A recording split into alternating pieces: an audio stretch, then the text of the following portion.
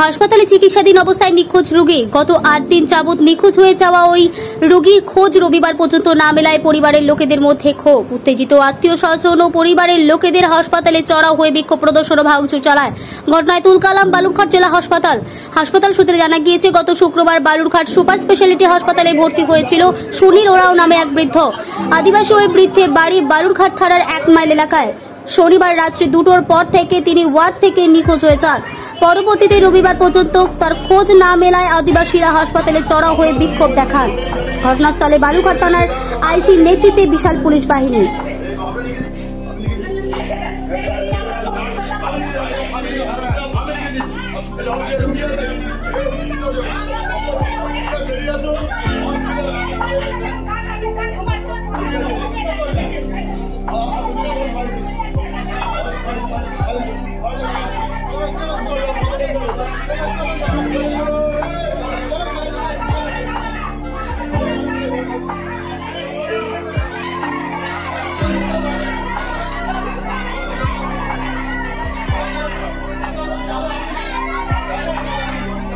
আমরা থানা খোঁজাখুঁজি করছি, আর আমরা তো খুঁজে খুঁজে খুঁজে খুঁজে পাগল। বেটা তো দৈনিক আসে এসে খুঁজে নিয়ে যায়।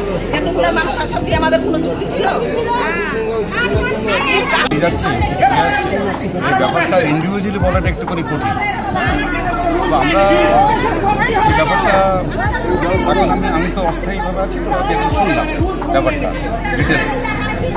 আপনাদের কাছ থেকে যে বক্তব্য শুনলাম, শুনে এখন এরা যা চাইছে আমরা একটা ভোট।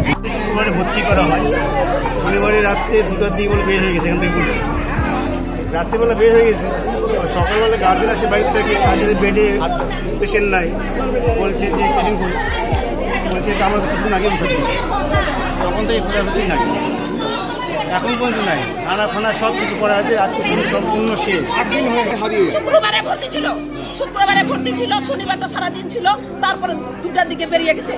সিস্টাররা আমরা সকালবেলা 9টার দিকে চলে আসছি খাবার নিয়ে। সিস্টারকে বলছি এই রুগীর পেশেন্ট, ও রুগীটা আছে তো, আমরা দিয়েছি সকালবেলা ওষুধ দিয়েছি। এই বেড ওই বেড খুঁজছি নাই, ওই বেডের মধ্যে শোয়াই রেখে দিচ্ছে অন্য বেড। আমাদের বেড থাল বাসন এখনো মনে হয় আছে, আর ওটাতে ছুটি হয়নি, আর অন্য পেশেন্ট শোয়ানো আছে। তারপর আমরা এখানে ভর্তি করে দিয়ে গেছি, এই হসপিটালে ভর্তি করে দিয়ে গেছি। আর আপনারা যদি দায়িত্ব না নেন, তাহলে বস্তাটা বন্ধ করে দেন। পেশেন্ট বাড়িতেই মরবো আমরা।